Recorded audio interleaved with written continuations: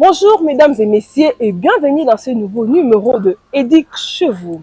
Aujourd'hui, nous avons la chance de vivre les coulisses de la Nuit Garden School, une école inspirée par les enseignements de la foi Baha'i. Nous allons assister aux activités des formations et d'encadrement des enseignants et voir comment cette école se prépare pour la rentrée scolaire 2024-2025. Suivons ensemble ces reportages passionnants qui mettent en lumière le quotidien et les pratiques pédagogiques uniques de cette institution éducative alternative.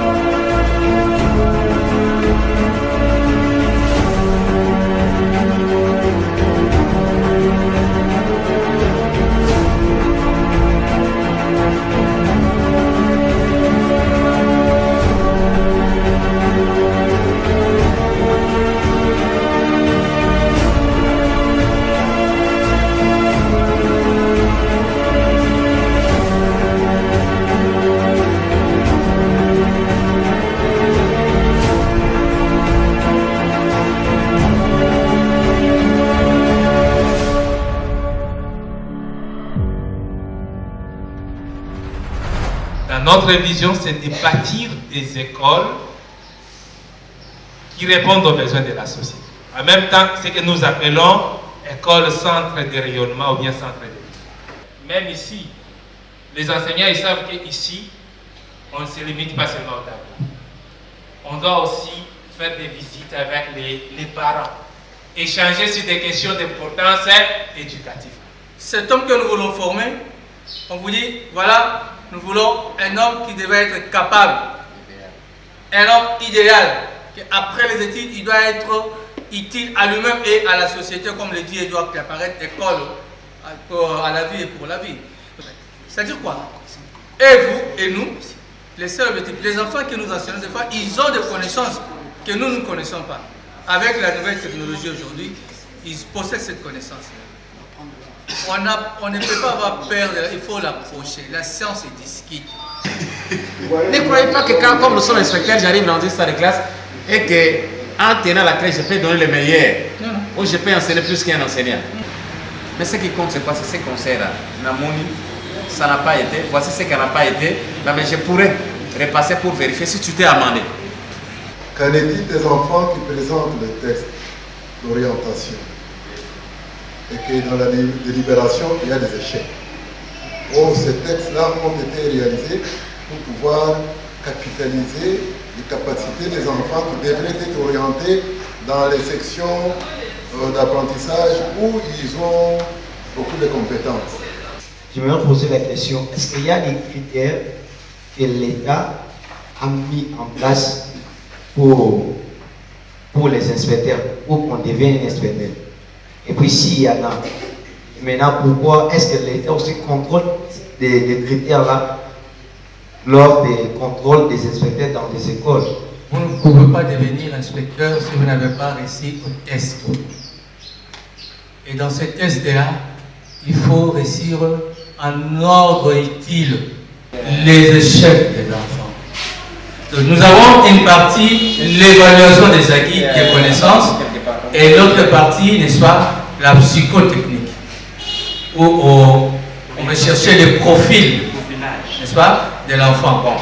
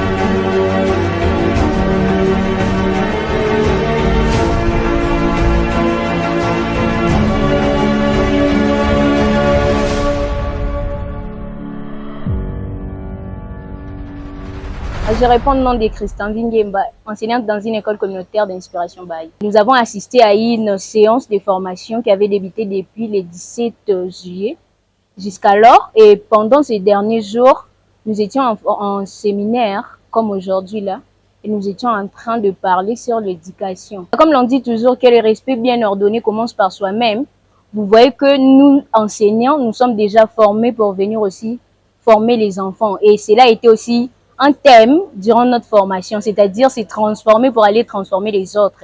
Nous disons aux parents qui veulent envoyer leurs enfants d'envoyer, et dans nos écoles, les écoles Baha'i, nous enseignons d'abord les valeurs spirituelles qui seront utiles aux enfants dans l'avenir. Je remercie vraiment la Fondation Humanité pour ce qu'il est en train de faire pour ses enseignants et pour l'avenir des enfants. Bon, moi, je m'appelle Bélise Mouepou. Je suis là en tant qu'éducatrice dans la classe de maternelle, mais à l'école complexe scolaire Humanité. D'abord, je commence par remercier la Fondation. Elle a des programmes intéressants, vraiment intéressants. Pourquoi? Parce que pendant ces moments de vacances, au lieu de rester à la maison, mais nous sommes là pour acquérir des connaissances. Et ce n'est pas seulement pour nous, parce que nous sommes aussi des apprenants. Quand on est là, on est des apprenants, mais nous voulons aussi donner le meilleur de nous. Parce que ici, nous savons que dans nos écoles ici, Baha'i, nous ne nous formons pas seulement intellectuellement, mais spirituellement. Je m'appelle Mapangu Mingu Damien, préfet des études du complexe scolaire des Étoiles Brillantes de Kimbondo. De prime abord, je voudrais remercier sincèrement la Fondation Humanité pour avoir organisé ce séminaire pédagogique en marge de la rentrée scolaire 2024-2025. Cette formation, nous avons échangé beaucoup de choses. Nous avons beaucoup prôné l'approche pédagogique. Et là, on a balayé toutes les approches. L'approche traditionnelle, les centres d'intérêt, l'approche par compétence, la pédagogie par objectif et aussi l'approche par les situations. Et nous avions dit il faut qu'on puisse relever les défis que nous avons enregistrés l'année passée. Les défis liés à l'apprentissage des élèves, entre autres l'inadaptation scolaire. Tous les éléments ont été balayés et nous nous sommes déjà très bien armés par rapport aux co-animateurs du séminaire, entre autres l'inspecteur principal que je remercie, et le cordon du réseau des écoles communautaires d'inspiration Baha'i, M. Joël, que je remercie de passage, et l'autre inspecteur. Ils ont très bien expliqué et ils nous ont armés par rapport aux approches pédagogiques qu'on peut utiliser pour résoudre certains problèmes liés à l'éducation. Je suis l'inspecteur principal adjoint, Séraphin Bolamba Fala. L'impression ne peut être que bonne. Nous félicitons la Fondation de la foi Baha'i d'avoir pris cette initiative ici. C'est ce que nous appelons dans les cadres pédagogiques ici, les coulisses de la rentrée scolaire. Ils préparent déjà les enseignants comment affronter, n'est-ce pas, l'année scolaire qui vient. Ils sont en train de revoir tout ce qu'ils avaient comme difficulté l'année passée et maintenant comment parler à cela pour aller de l'avant. C'est quand même une très bonne initiative, nous les félicitons en ce sens-là. Sur le plan au niveau des enseignants, j'ai vu que les enseignants ont un niveau. D'abord, ils étaient attentifs, ils suivaient la manière dont on leur donnait les enseignements, ils étaient là, attentifs et ils suivaient. Mais ce que nous demanderons, tout ce qu'ils avaient comme image sur la personne de l'inspecteur. Un inspecteur, c'est un collaborateur. Un inspecteur, c'est celui qui vous pousse. C'est un inspecteur, c'est celui qui amène un plus. Alors, il ne doit plus avoir, n'est-ce pas, peur de l'inspecteur. Il doit parler. La science, n'est-ce pas, c'est discute. Un inspecteur apporte la science. Et quand le professeur sait que ce qu'il dit, il a raison de ça, il doit le prouver, de telle sorte qu'ils puissent parler le même langage. Alors si ils ont peur des inspecteurs, chez nous on dit l'inspection policière n'existe pas. Un inspecteur, quand il descend sur le terrain, c'est pour apporter une solution, afin que l'école puisse aller de l'avant, afin qu'il y ait quand même un changement dans les chefs de l'enseignant. J'ai donné plusieurs exemples ici, n'est-ce pas, dans les cadres de cours de géographie sur les différentes planètes. C'est un enfant qui a soulevé cela. Et les collègues inspecteurs qui étaient dans la salle, eux, le professeur, personne ne savait qu'on on avait déjà augmenté le nombre de planètes. Mais quand ils ont fait un feedback en différé, ils sont rentrés et ils ont cherché, ils ont découvert que l'enfant avait tellement raison. Donc, il n'y a pas à se complexer, il n'y a pas à avoir peur de l'inspecteur. Il faut affronter l'inspecteur, c'est la science, parler, et si vous avez raison, vous démontrez. Et chez nous, c'est plus l'aspect voir et toucher. Quand vous amenez le document et que ce document-là est vraiment valable, reconnu, à ce moment-là, on vous donne raison. Donc, nous demanderons aux collègues enseignants qui sont là de ne pas avoir peur de l'inspecteur. C'est un guide, un formateur, bref, je dirais quelqu'un qui les pousse à aller de l'avant pour bien travailler. Je dirais seulement que la Fondation puisse aller de l'avant et que tous ceux qui ont comme vision, que Dieu leur prête vie, afin que cela, ça se concrétise. Ils sont dans un milieu où je crois qu'il n'y a pas assez d'écoles, qui fassent un effort, n'est-ce pas, en termes d'effectifs, pour qu'ils puissent un peu élever l'effectif, afin que cette vision-là, lorsqu'on les capitalise, les choses vont marcher pour le développement de ces pays. Je m'appelle Joël Mutombo. Donc, je suis chargé de l'éducation à la Fondation Humanité. Et je coordonne les efforts des écoles communautaires d'inspiration Baha'i de la région de l'Ouest.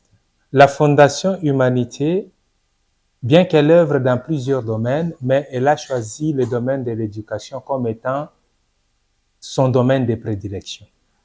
Et dans le domaine de l'éducation, il opère sur 3 axes. Le premier axe, c'est l'accessibilité pour offrir à un grand nombre d'enfants la possibilité d'accéder à l'éducation. Et le deuxième axe, c'est la qualité de l'éducation. Et par la qualité de l'éducation, c'est là où nous voyons comment renforcer les capacités des enseignants à mieux administrer l'enseignement.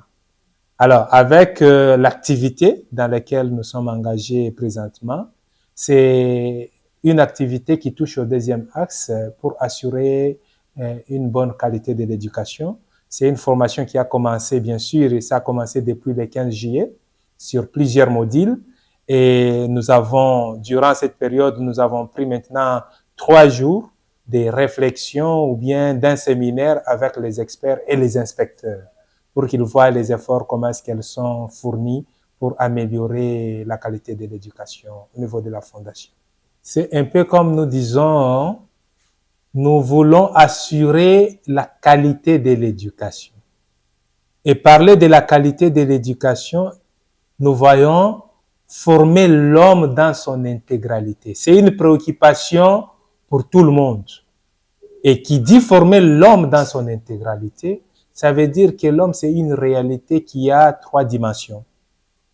Il a un corps, une réalité physique, il a un esprit, mais il a aussi une âme. Alors, quand on forme l'homme, si on veut lui donner une éducation complète, c'est l'éducation qui touche tous les 3 réalités de l'homme. Donc, l'éducation physique, ça concerne l'éducation physique, le bien-être du corps, la santé et toutes les disciplines qui touchent à ça. Par rapport à sa réalité d'esprit, on doit développer son intelligence, sa capacité de réflexion. Et tout ça, ça touche une deuxième réalité qui est la réalité de l'esprit humain.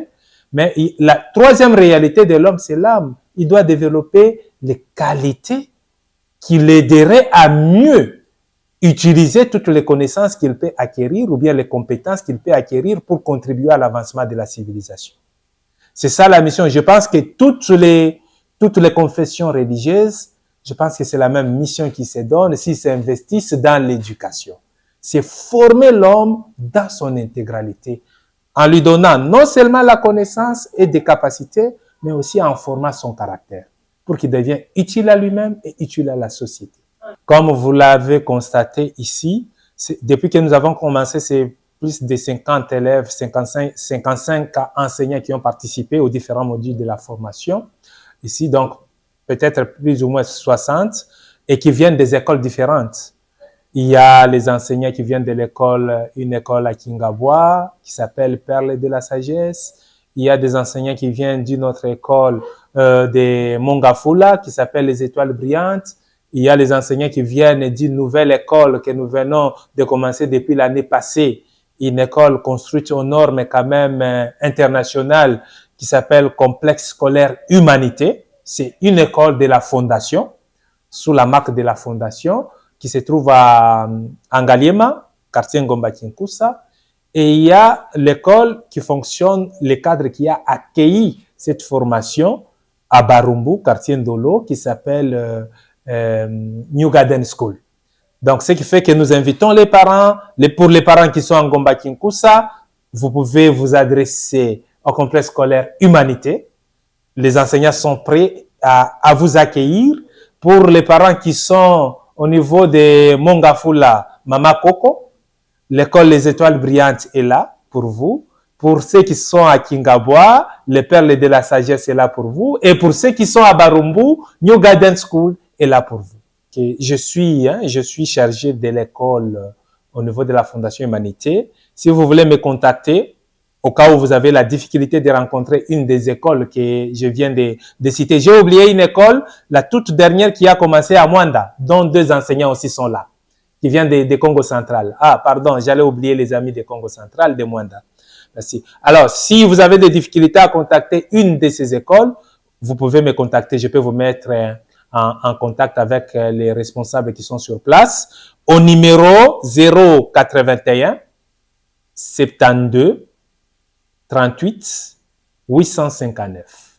Donc, je répète, le numéro 081 72 38 859. Je pense que nous remercions d'abord les autorités éducatives qui ont pensé à mettre une chaîne qui accompagne les initiatives éducatives, notamment Éduque chez vous. Et nous les encourageons dans ce qu'ils font parce que des fois, pour passer à des grandes chaînes, pour parler de l'éducation, c'est comme si c'est une question qui est reléguée à la dernière place. Mais pensez une chaîne qui ne parle qu'éducation. Et je pense que ça, on ne peut que jeter des fleurs. Ça veut dire que ce sont des gens qui pensent pour la transformation sociale et le progrès de notre pays.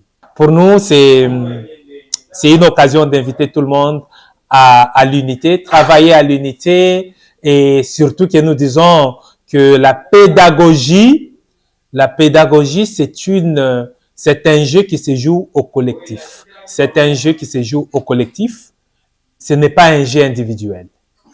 Voilà pourquoi vous allez voir que dans ces assises, nous avons eu les professeurs des universités qui étaient là, nous avons eu les inspecteurs, l'inspecteur principal provincial qui était là, certains professeurs de l'ISP, de l'UPEN. C'est pour que nous puissions mener une réflexion riche afin d'améliorer ou d'enrichir les pratiques éducatives dans nos écoles. Vous avez aimé, il suffit d'appeler au numéro qui est au bas de vos écrans. L'équipe de la RTEDUC, à travers l'émission Éduque chez vous, nous serons là aussi, vivre votre quotidien. Merci à l'équipe technique. Là, je vois Jojo Soukama HD qui est derrière la caméra, Jonathan Mandanda, Dédeno Mbambi, et merci à vous tous qui n'hésitez jamais de nous appeler. On se retrouve très prochainement, mais à très bientôt pour une autre découverte. Au revoir. Au revoir. Au revoir.